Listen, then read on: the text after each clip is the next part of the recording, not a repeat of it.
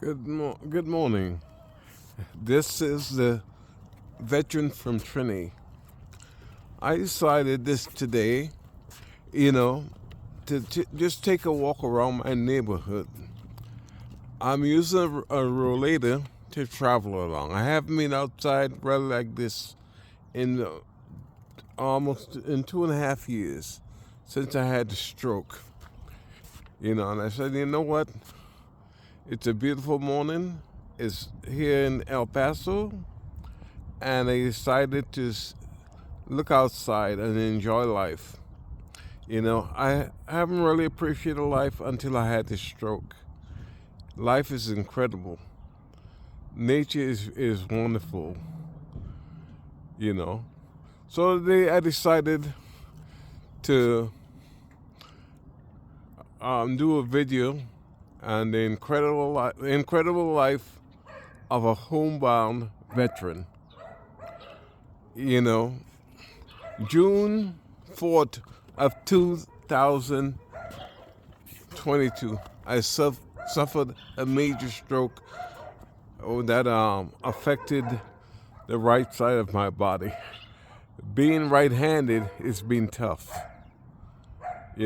So I hadn't really seen the neighborhood in over 2.5 years because when I get up and go, I usually go with my daughter, Marjorie, who usually takes me to my appointments and stuff like that. But today I decided, get out of the house. Life is beautiful. So I decided to walk around my neighborhood. In the look at the far right. Off there you can see the Franklin Mountains. It's such a beautiful sight, And I am considered myself one of the lucky ones because a lot of my fellow veterans have suffered stroke and didn't make it. I have made it. I'm also happy to report that since I've had this stroke, I've been lucky I've gotten quite a few things from the VA, starting with a simple thing as a hospital bed. They've given me a hospital bed. I also have a woman, fairly attractive woman, that comes in every morning at 7:30 to give me a bath, five days a week, and I really appreciate that. It takes a lot of pressure off my wife, because she's also elderly. So I appreciate that. The VA has been good to me since I had this stroke. I've gotten a wheelchair, a manual wheelchair, and also have received a motorized wheelchair. Life's been good. And I want to let people know I appreciate that. But so being homebound has certain drawbacks. But I enjoy my life. So I'm out here, and I decided, friends, don't think of this setback. This is just a minor setback.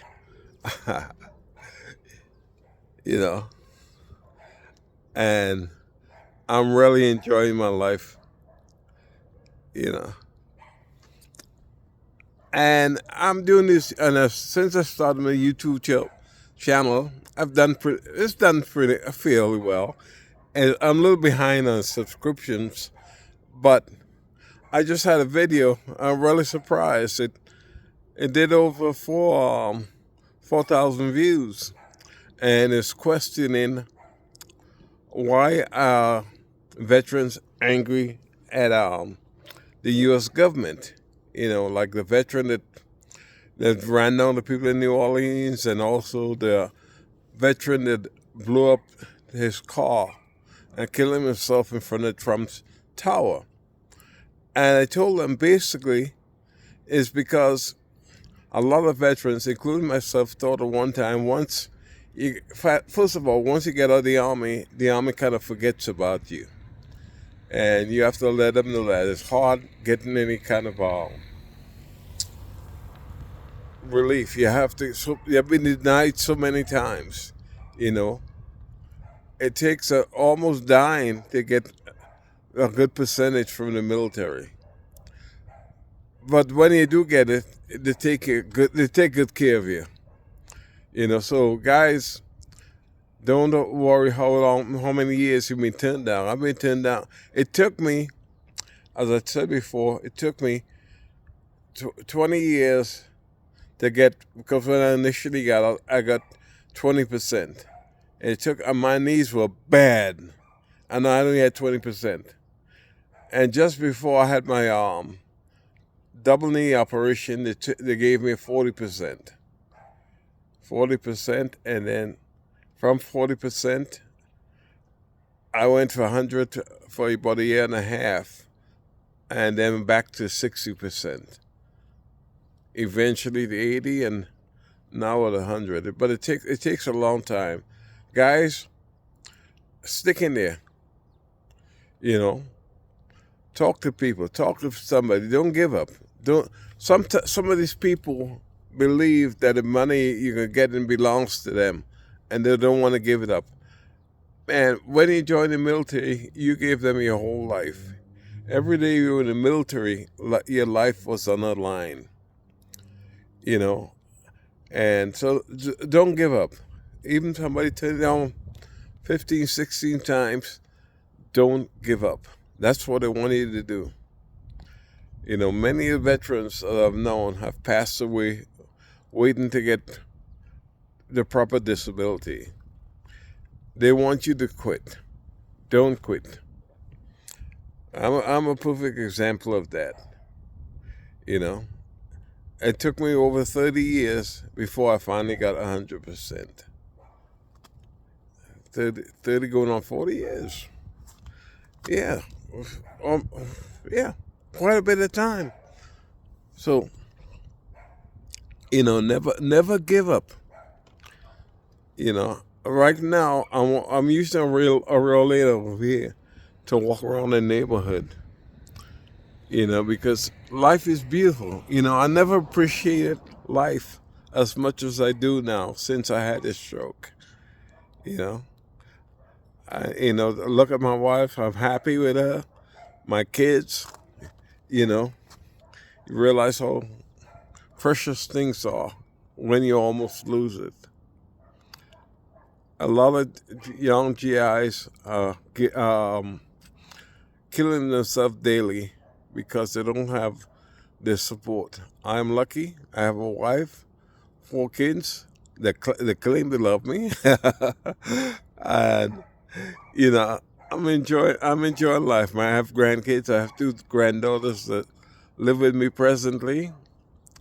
I'm a happy individual, even though I'm incapacitated a little right now.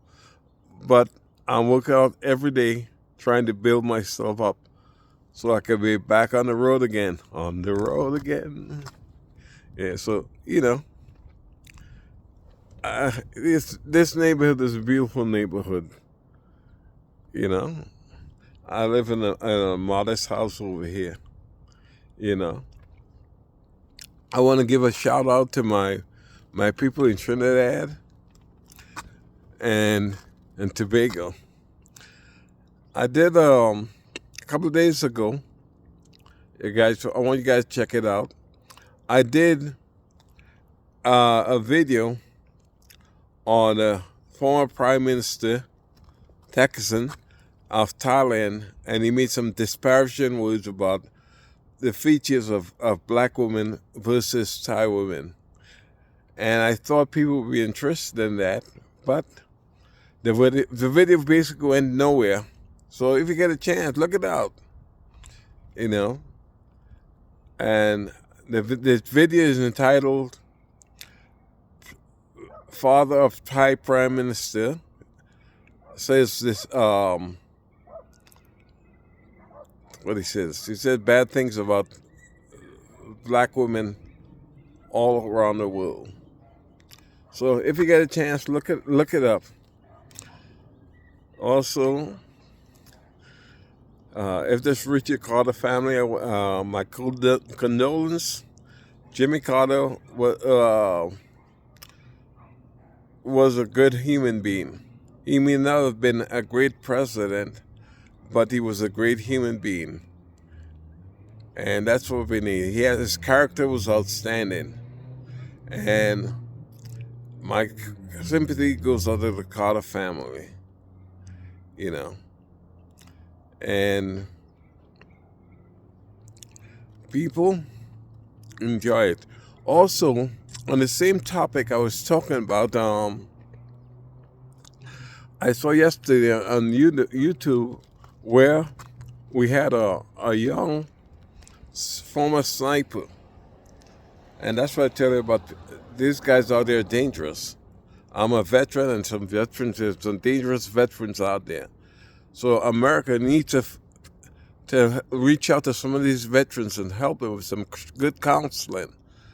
Because the guy, when he came back from Iraq, he was telling about how his last kill was close up and it affected him tremendously. And when he came back, he got in a lot of trouble with the law until he met his wife. And one of the things that saved him was compassion. You got to be very compassionate, So remember that, So I strongly recommend that a lot of my fellow veterans, please go out there and get some help with counseling. A lot of times you come back from places like Iraq and Vietnam and the Gulf War, and we see a lot of things. I need to talk to somebody, talk to veterans.